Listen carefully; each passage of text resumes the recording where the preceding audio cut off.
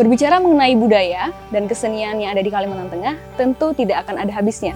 Seperti musik tradisional yang erat kaitannya dengan masyarakat. Kemudian bagaimana sudut pandang musik tradisional menurut seorang Daniel Nuhan? Mari ikuti saya.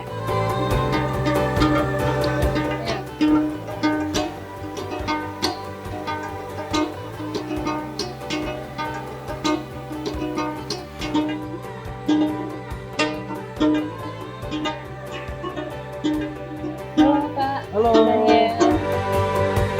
Apa kabar? Baik Kak. Ya. Silakan duduk. Terima kasih Kak. Halo pemirsa setia Budaya Bahalap. Sekarang saya telah bersama dengan Kak Daniel Nuhan, Iya. seorang penggiat seni dan musik yang berasal dari Kalimantan Tengah ya Kak ya. Iya betul. Sekarang Kak apa kabar Kak? Baik, Baik. sehat. Ya. Untuk mengenal lebih jauh tentang Kak Daniel Nuhan, kalau boleh tahu Kakak asal dari mana Kak? Asal dari Tumbang Lahang, Kalimantan Tengah. Kalimantan Tengah. Tumbang Lahang, Katingan, Kalimantan Tengah. Iya. Untuk besar di Katingan berarti Kak ya? Besar di Katingan, jadi pernah, maksudnya di Katingan dari kecil sampai SMP, SMA-nya baru di Palangkaraya. Oh, SMA di Palangkaraya. Iya. Untuk melanjutkan perkuliahan atau perguruan tinggi, dengar-dengar Kakak mengambil perkuliahan di salah satu universitas di Pulau Jawa ya Kak? Iya. Untuk itu di mana Kak? Boleh cerita sedikit? Dulu waktu kuliah itu di Institut Seni Indonesia Yogyakarta, jurusan etnomusikologi. Iya. Heeh. Apa motivasi Kakak dan tujuan Kakak mengapa bisa Kakak minat di dunia musik khususnya Kak? Karena kita tahu bahwa kesenian itu kan banyak Kak, ada tarian, ada vokal atau nyanyi gitu ya Kak ya. Kenapa Kakak lebih minat ke musik? Kalau masalah ini karena lingkungan sih ya, karena memang lingkungan, jadi dari kecil pun sebenarnya udah berada di lingkungan musik dari keluarga terutama. Waktu kecil mama sering ngajak nyanyi di gereja paduan suara atau apa kayak gitu. Jadi ketika sudah mulai sejak SMA itu baru mencoba buat fokus ke alat musik tradisional. Dari sekian alat musik tradisional yang paling Kakak kuasai alat musik apa Kak? Kacapi. Kecapi, ya Iya. Kecapi. Seperti yang Kakak pegang sekarang Iya, ya. betul. Jadi di sana di Yogyakarta Kakak belajar tentang musik dan itu lebih ke kecapi. Di sana Kakak belajar kecapi juga apa seperti apa Pak? Sebenarnya untuk di jurusan aku sendiri di etnomusikologi kita belajar semua ini ya, maksudnya Alat musik. alat musik karena memang basicnya dia mempelajari musik bangsa-bangsa, berarti kita juga belajar musik Jawa, Sumatera dan segala macamnya, Sulawesi, juga mempelajari musik Kalimantan, tetapi untuk Kalimantan Tengah itu lebih kepada misalnya kayak kangkanung atau sejenisnya, bukan yang kecapi. Kalau kecapi aku lebih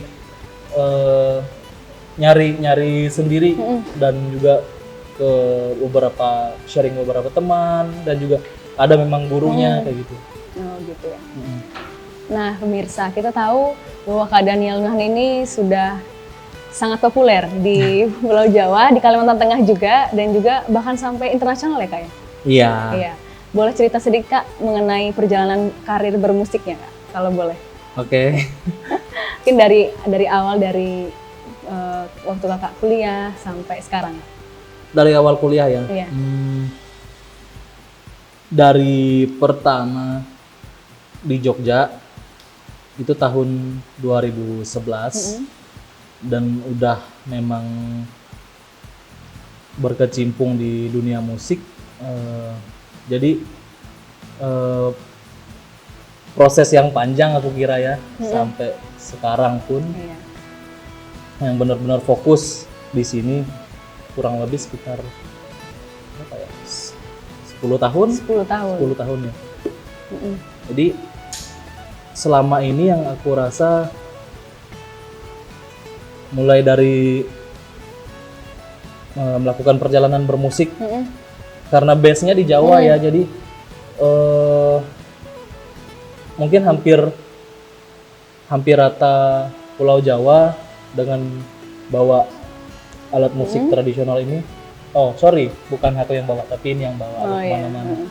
Jadi dan juga punya kesempatan waktu itu ke Eropa dengan membawa alat musik ini, kayak gitu. Oh, iya. Nah waktu di Eropa itu Kak, Mm-mm. di sana mengisi acara semacam mungkin festival atau Di sana apa? ada festival. Festival. Festival apa Kak, kalau boleh tahu? Holiday World. Jadi Pada tahun 2019 yang lalu. Berarti baru-baru aja Kak, Baru-baru aja. Di situ ada tim apa Kakak membawa nama Kalimantan Tengah atau pribadi Kak? Sebenarnya kita komunitas ya. Oh, itu iya. kita komunitas. Cuman dalam komunitas itu perwakilan. Kebetulan aku yang mewakili Kalimantan secara luasnya. Kalimantan Tengah provinsi Kalimantan, ya. provinsinya. Oke. Sebenarnya nggak ini sih. Lebih kepada menyeluruh sih ya waktu itu, karena Kalimantan cuma aku sendiri. Oh iya. Beberapa teman ada yang dari Sulawesi dan Jawa Barat, Bandung gitu. Itu komunitas kita. Nah setelah itu untuk di masa sekarang Kak, khususnya di pandemi gini, pasti tidak ada, bukan suatu alasan Kakak berhenti berkarya Kak. Iya. Ya, jadi dengan apa Kakak mengisi waktu Kakak pada saat pandemi seperti ini Kak? Sebenarnya kalau kemarin awal-awal sempat ini juga ya, kayak yang biasanya kita kayak aku sendiri pasti ada panggung. Itu rasanya kayak wah ini gimana ya gitu. Karena memang biasanya ya selalu main entah di mana. Jadi ketika pandemi kemarin sempat yang kayak down juga berhenti sih. gitu. Jadi tapi kalau misalnya berhenti yang nggak berbuat apa-apa kan jadi kayak wah sayang gitu. Iya. Mending produktif, tetap produktif, tetapi melalui virtual sih lebih banyak kayak gitu.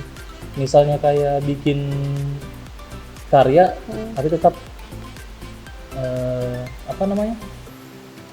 menggunakan media rekam atau apa kayak digital gitu ya. Digital. Jadi tetap bisa menghibur masyarakat Kalimantan Tengah. Iya. Oke Kak, sekarang aku mau nanya nih, Iya. menurut Kak Daniel musik itu apa sih Kak? Kalau buat aku sendiri ya, aku secara pribadi, musik itu lebih kayak aku beribadah atau aku berdoa untuk memenuhi batinku sendiri sebenarnya. Jadi lebih kepada doa sih, ibadahku sendirinya kayak gitu. Tapi memang dulu Kakak memang menjiwai musik itu, apa Kakak membangunnya? Ada proses Kakak membangun jiwa Kakak bermusik? Apa memang dari dulu Kakak suka bermusik? Kalau misalnya proses pasti ada.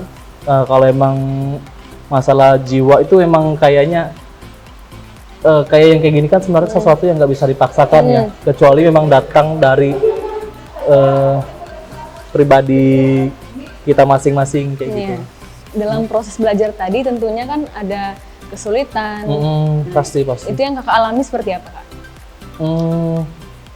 Kalau buat belajar ya sebenarnya emang untuk aku ngomongnya ke sini ya, ke Kecapi ini sebenarnya bisa dibilang gampang-gampang susah ya, karena memang kalau misalnya kita memang benar-benar niat, terus karena memang kita menjiwai, pasti bisa kok, walaupun sulit. Walaupun sulit ya. Pasti tetap bisa. Ya. Nah di saat Kakak merasa sulit, bagaimana Kakak membangun motivasi Kakak lagi, membangun semangat Kakak untuk kembali bermusik Kak? Ketika bermusik ya,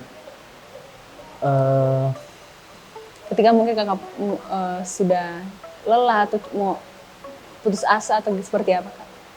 Sebenarnya Pernah gini nggak? sih, Kalau aku sendiri jenuh pasti. Iya. Yang namanya perasaan jenuh, yang namanya manusia ya. Itu pasti ada perasaan jenuh. Terus ya wajar menurutku. Kalau aku cuma simple, ini jiwaku dan ini memang udah jadi passionku dan ini memang bisa dibilang ya darahku ya ngalir di sini. Jadi sebagaimananya pun aku pasti tetap bakal kembali bermusik walaupun ketika aku rehat sejenak pasti aku kembali lagi untuk bermusik kayak gitu. Pasti ada kita istirahat dulu. Iya pasti. Saat kita jenuh. Itu nggak mungkin sanggup sih. Karena manusiawi ya kan. Kuping ya ada batasnya juga. Nah, berbicara mengenai musik tradisional, ketika kakak melakukan bermain suatu alat musik tradisional, apakah ada ritualnya terlebih dahulu, Kak? Ritual khusus enggak sih. Iya. Apalagi yang memang untuk aku sendiri, ini beda konteks ketika musik memang untuk mengiringi ritual itu mungkin ada ya Kak? Pasti ada mungkin. Kalau untuk aku pribadi ya hanya cukup ibarat kata ya aku di dalam hati ya kayak ya berdoa. Setelah itu mungkin karena aku ngerasa kacapi ini juga bagian dari jiwaku ya mungkin agak sedikit ngobrol nanti kita gini-gini ya gitu ngobrol sama kacapinya. Kenapa kecapi yang dipilih Kak? Karena banyak kan musik tradisional, alat musik yang berasal dari Kalimantan Tengah. Kenapa Kak milih kecapi? Secara basic aku memang selain vokal aku juga bermain di alat musik petik ya karena memang di tempat kita sendiri untuk di tempat kita sendiri kita punya kacapi. Jadi aku pengen banget supaya kacapi juga bisa dikenal luas oleh orang banyak bahwa mohon maaf biasanya orang pasti ngeframe bahwa Kalimantan itu ya sudah menyeluruh rata itu sape pastinya. Kalau di tempat kita punya ini kacapi kayak gitu. Oh iya, seperti itu ya Kak. Ya, sebelum kita mendengar statement akhir dari Kak Daniel Muhan, ada pertanyaan satu lagi nih Kak untuk Kakak. Boleh. Kita tahu bahwa Kak Daniel di luar sana ketika bermusik, khususnya memainkan alat musik tradisional Kalimantan Tengah, sangat diapresiasi dan didukung secara penuh ya Kak ya. Bahkan sampai ke tingkat internasional. Nah, bagaimana untuk ketika Kakak bermusik, berkarir di Kalimantan Tengah, di tanah kelahiran Kakak sendiri? Boleh Kakak cerita sedikit? Sebenarnya support menurutku ya mungkin belum terlalu seperti apa ya. Jadi aku masih ngerasa kayak masih butuh support. Banget. Apalagi kita seniman-seniman yang memang bergerak di musik kadang mungkin agak kurang mendapatkan support yang benar-benar real ya. Karena memang dulu jujur aja aku pernah mau ngadain konser di Yogyakarta. Aku pengen ngadain seperti orkestra untuk kacapi, rabab dan segala macamnya yang berasal dari Kalimantan Tengah. Yang tajuknya Orkestra Tanah Dayak seperti itu di Yogyakarta. Cuman bener-bener nihil ya aku rasa karena dulu ini pengalaman yang aku pikir sangat aku bener-bener luar biasa harus putar otak dan segala macamnya karena memang sedikit pun aku nggak ada dapat support sedangkan aku sudah kesana kemari aku tidak mendapatkan support sama sekali. Dan aku akhirnya kembali ke Yogyakarta dengan membawa jari 10 istilahnya gitu kayak gitu. Yang pada akhirnya aku coba gimana sih caranya supaya ini tetap jalan, tetap jalan. Jadi mau nggak mau konsep aku harus ngubah. mau nggak mau yang dari harusnya konser sebesar itu dengan 150 orang jadi dipangkas lagi, akhirnya 13 orang 13 aja dan orang. kita banyak keterbatasan banget. Untungnya ada beberapa kerabat yang memang mau support seperti ya apapun baik kayak material dan semacamnya. Iya. Jadi konser itu tetap berjalan dan aku tetap membawa kesenian nenek moyangku, kesenian leluhurku di tanah Jawa. Tanah Jawa. Kayak gitu. Oke, luar biasa sekali ya kayak perjuangan kakak untuk memperjuangkan dan mengenalkan sekali Ya walaupun berdarah-darah sih yang namanya darah ya, apalagi yang rasa cinta terhadap budaya kita sendiri, rasa ini sama cinta. nenek moyang kita, leluhur kita, itu sih yang aku punya tanggung jawab di dalam diriku sendiri, itu yang aku tanamin walaupun bagaimanapun aku harus tetap maju karena aku harus tetap bawa bendera leluhurku kayak gitu. Iya. Oke, baik. Nah, kalau begitu apa pesan kesan kakak, khususnya pesan sih kak, motivasi untuk penggiat seni dan budaya di Kalimantan Tengah? Sekaligus statement akhir kakak. Gini ya, jadi aku beberapa kali pernah bilang juga di beberapa acara, jadi jangan pernah ngerasa malu atau apa, jangan pernah menyerah sih untuk tetap melestarikan budaya kita, apapun bentuknya, apapun caranya, jangan pernah malu. Ini identitas kita, ini budaya kita. Seperti gantinya KTP, kamu orang mana? Aku orang Kalimantan. Ya kayak Benar, gitulah. ya, Kak? Istilahnya kayak gitu. Jadi cintailah budayamu karena itu identitasmu. Makasih. Terima kasih kak. Pemirsa setia Budaya Bahalap, kita telah selesai berbincang-bincang mengenai musik tradisional di Kalimantan Tengah bersama Kak Daniel Nuha. Sampai jumpa di Budaya Bahalap berikutnya. Saya Claudia Tasya. Salam budaya untuk Indonesia.